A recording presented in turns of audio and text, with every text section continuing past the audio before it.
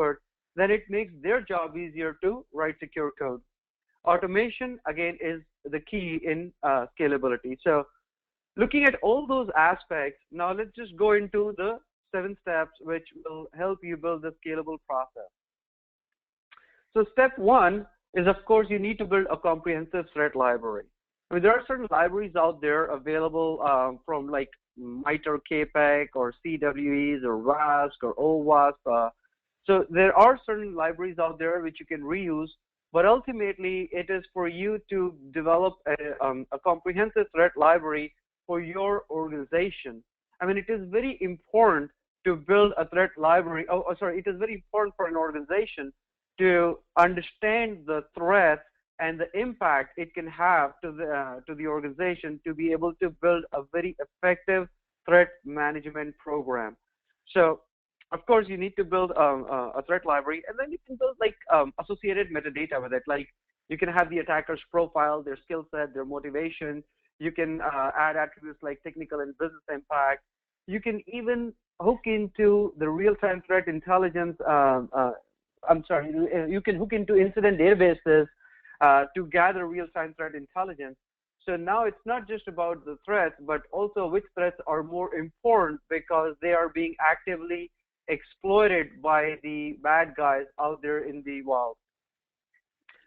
Then, of course, having a threat library is just a piece of the puzzle. We also need to know how to mitigate those threats, because a threat is something for a security guy to understand and be able to identify, but the developers are the ones who are going to be mitigating those threats. So they need to know exactly what security control they need to implement to mitigate those threats.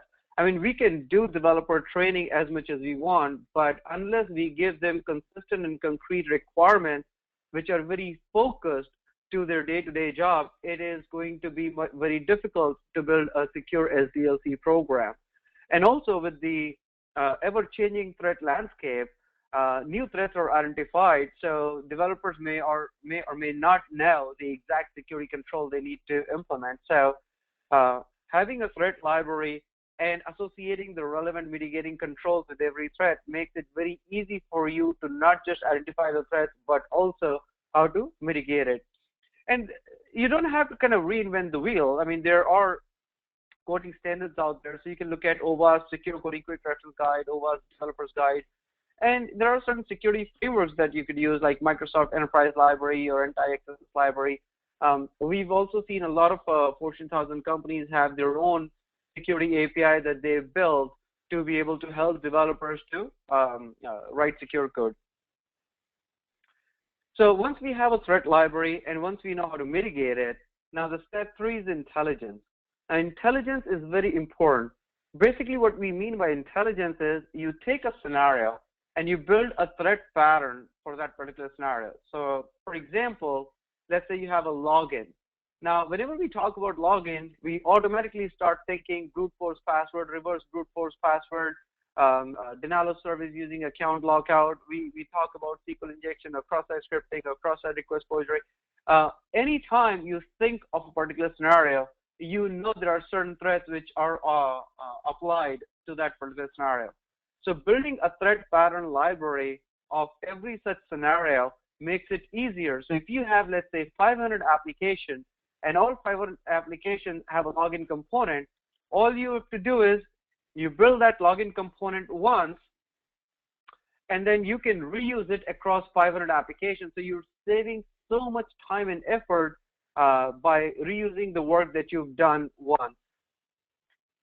And then also another important piece here is that tomorrow, let's say there's a new attack vector that has been identified for your login scenario, like let's say heartbleed bug, right? So whenever we talk about heartbleed bug, we're talking about SSL.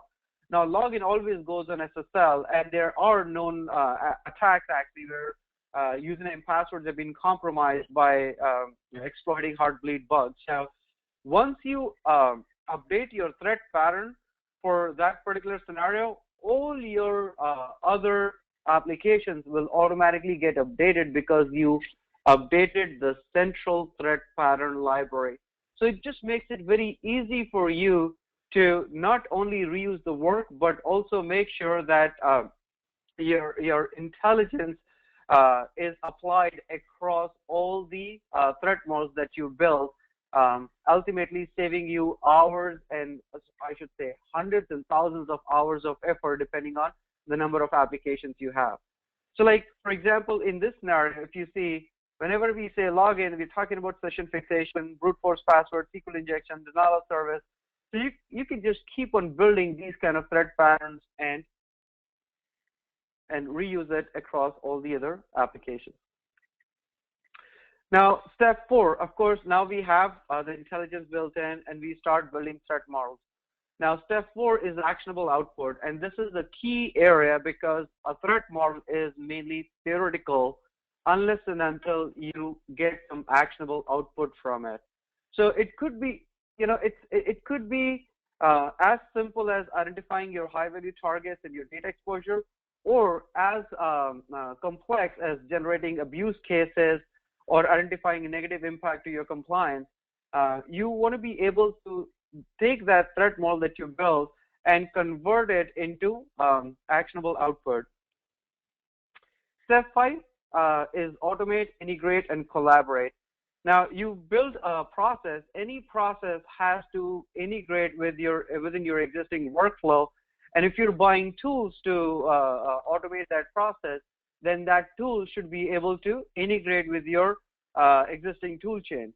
So automation, of course, is the key, but then integrating with your existing workflow and allowing your different stakeholders to collaborate with each other is another key factor in scaling your threat modeling initiative. So, for example, you can take your threat modeling output of your threat model, and then you can integrate with your vulnerability assessment tools to automatically see if a threat is closed or it's still open. You can identify your top 10 threats and customize your developer training programs accordingly. You can integrate with your bug tracking system so that those potential threats could be sent out to your developers as a bug. So while they're doing development and bug fixes, they can fix the security flaws as well. You can see which threats you cannot mitigate due to either time constraint or resource constraint. Then you can add a virtual patch to your web application firewall until that threat is properly mitigated in your code. Or you can again integrate with your GRC systems to apply the risk engine of your GRC tool to contextualize the risk. So you can integrate, you want to be able to integrate your threat modeling process within your existing workflow and your existing tool chain.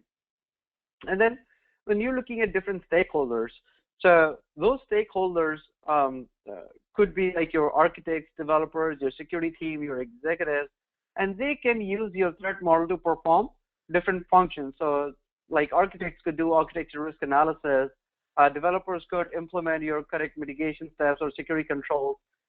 Even code reviews could be, threat model could be used to do peer code review as well. Security teams could do threat management, more effective and efficient threat management now, and then do a targeted threat testing, because otherwise one of these scanners, you don't really know what all things they scan for.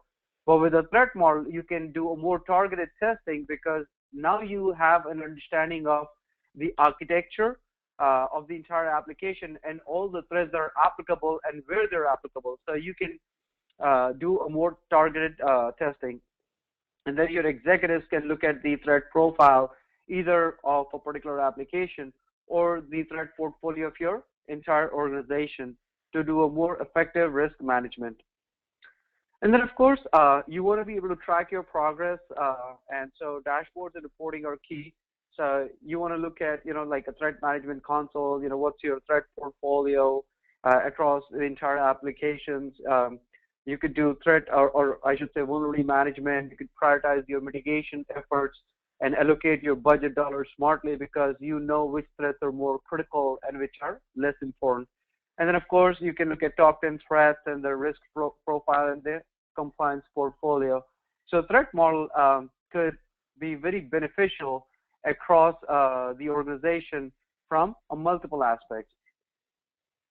And then, of course, operationalizing. So when you're looking at operationalizing, you want to be able to build a threat model in hours or days as opposed to weeks or months as it's done manually today. You want to be able to update your threat model in a matter of minutes. So let's say if you're adding a new feature or if you're adding a bug fix, you want to be able to keep your threat model current. Or if a new threat has been identified, you can apply that, you can update your threat parent and apply that threat across all the threat models that you built so far. And so, of course, reusability. So you want to be able to build reusable templates. If you, let's say if you have an e-commerce application, you can build a threat model template for a generic e-commerce application. And then you want to be able to reuse the same template for any other e-commerce type application that you're building a threat model for, and then customize it. So that being said, I mean, it's a very simple, short and sweet 7-step process which can help you build a scalable threat modeling practice. I'll take any questions if you guys have any questions so far. Jeff, over to you.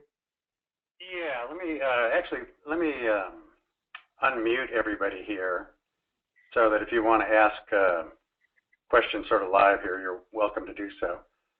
Hang on one second. And you're all now officially unmuted.